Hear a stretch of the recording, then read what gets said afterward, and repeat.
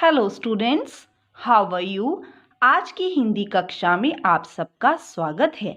तो सभी बच्चे अपनी अपनी कौशल हिंदी व्याकरण एवं रचना भाग 3 की पुस्तक एक रफ कॉपी और पेंसिल लेकर ध्यान पूर्वक इस सेशन को अटेंड करें। हमारा आज का टॉपिक है संज्ञा यानी नाउन। तो सभी बच्चे अपनी पुस्तक का पेज नंबर 22 निकाल लीजिए। पाठ नंबर 4 संज्ञा यानी नाउन। तो बेटा पिछली कक्षा में हमने संज्ञा की परिभाषा और उसके भेदों को उदाहरण सहित पढ़ा था। आज की कक्षा में हम इसकी बैक एक्सरसाइजेस डिस्कस करेंगे। तो सभी बच्चे अपनी पुस्तक का पेज नंबर 23 निकाल लीजिए। समग्र आकलन एवं रचनात्मक आकलन अभ्यास एक्सरसाइज क निम्नलिखित प्रश्नों के उत्तर दीजिए। तो बेटा यहाँ पर आपको कुछ प्रश्न दिए गए हैं जिनके आपने उत्तर देने हैं। तो बेटा हम इन प्रश्नों के उत्तर पाठ की रीडिंग के दौरान परिभाषाओं के रूप में पहले ही डिस्कस कर चुके हैं। आपने इन्हें वहीं से रिवाइज करना है।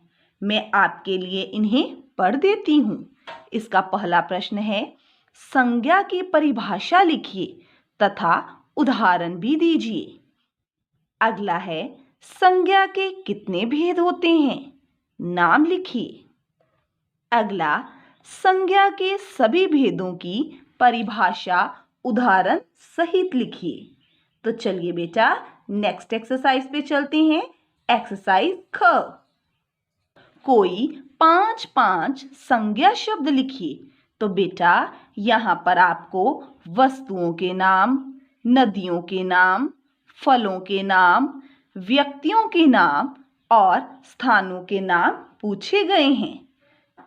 नंबर फर्स्ट पर देखिए, वस्तुओं के नाम यानी थिंग्स नेम। तो बेटा यहाँ पर आपने 5 वस्तुओं के नाम लिखने हैं। आपके लिए मैंने एक वस्तु का नाम लिख दिया है, मेज, जो कि एक वस्तु का नाम है। इसी प्रकार आपने 4 अन्य वस्तुओं के नाम स्वयं लिखने हैं। अगला देखिए, नदियों के नाम यानी रिवर्स नेम। अगला, फलों के नाम यानी फ्रूट्स नेम। व्यक्तियों के नाम यानी पर्सन्स नेम। लास्ट है स्थानों के नाम यानी कि प्लेसेस नेम। तो बेटा यहाँ पर आपने इनके 5 संज्ञा शब्द स्वयं लिखने हैं। तो चलिए अगली एक्सरसाइज पर चलते हैं। एक्सरसाइज ग, निम्नलिखित वाक्यों में संज्ञा शब्द भरिए। तो बेटा यहाँ पर आपको कुछ वाक्य दिए गए हैं, वह आपको फिलअप्स की फॉर्म में दिए गए हैं और उनके सामने आपको 2 ऑप्शंस भी दी गई हैं। आपने सही ऑप्शंस को चूज करके ब्लैंक में फिल करना है। जैसे कि पहला है, हम डैश देश में रहते हैं। तो बेटा इसकी ऑप्शंस हैं भारत, इंग्लैंड।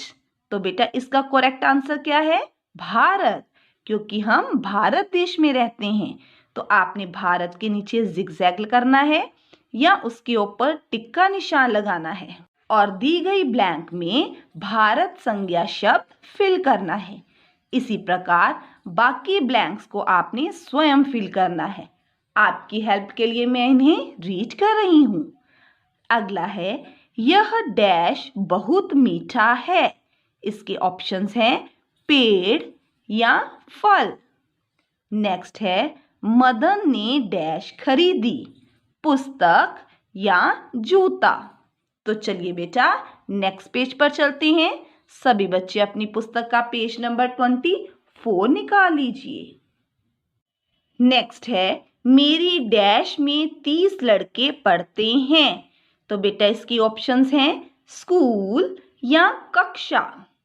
नेक्स्ट है, आकाश में डैश उड़ते हैं, चिड़िया या पंछी। तो चलिए नेक्स्ट एक्सरसाइज पे चलते हैं। एक्सरसाइज घ, सही कथन के सामने सही तथा गलत कथन के सामने गलत लगाइए। तो बेटा कथन मीन्स होता है स्टेटमेंट। तो बेटा यहाँ पर आपको कुछ कथन दिए गए हैं। तो बेटा सही कथन के आगे आपने सही का निशान लगाना है और गलत कथन के आगे आपने गलत का निशान लगाना है।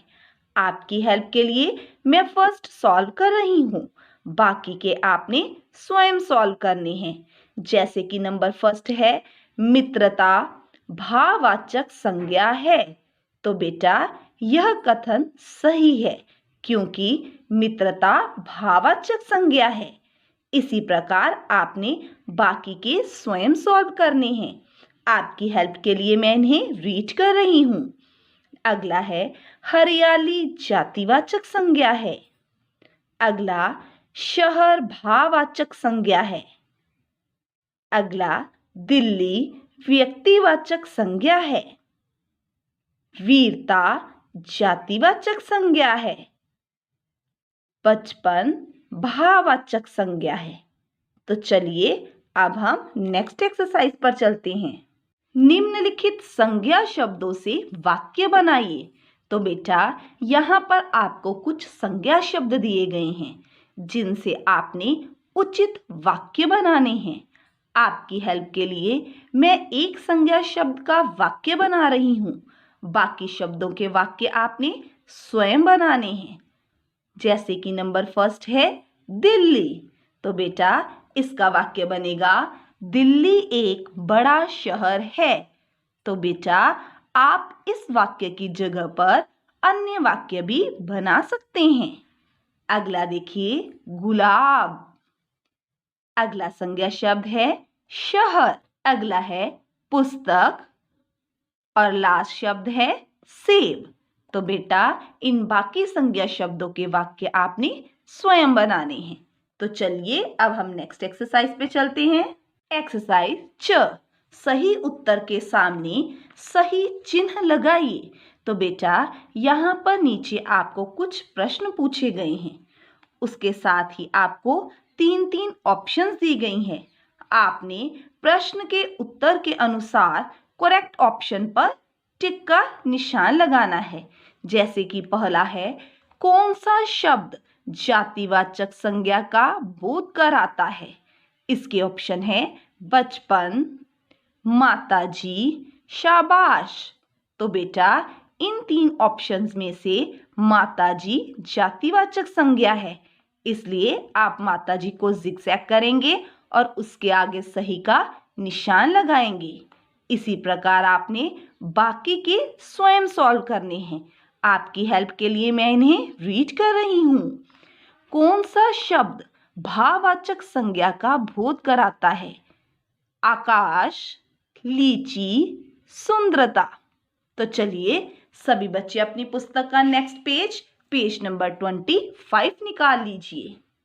एक्सरसाइज 6 दिए गए डिब्बे में 9 संज्ञा शब्द छिपे हैं, उन्हें ढूंढकर लिखो।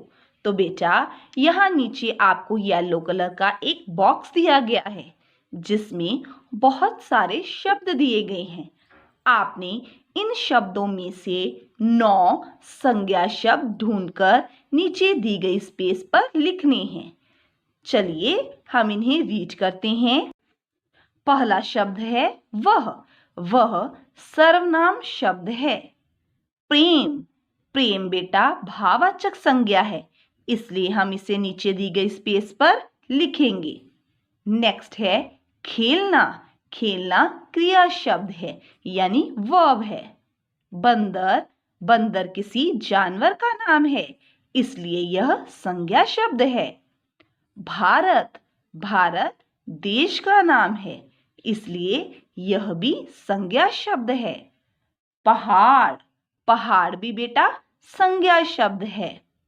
भाई, भाई भी संज्ञा शब्द है।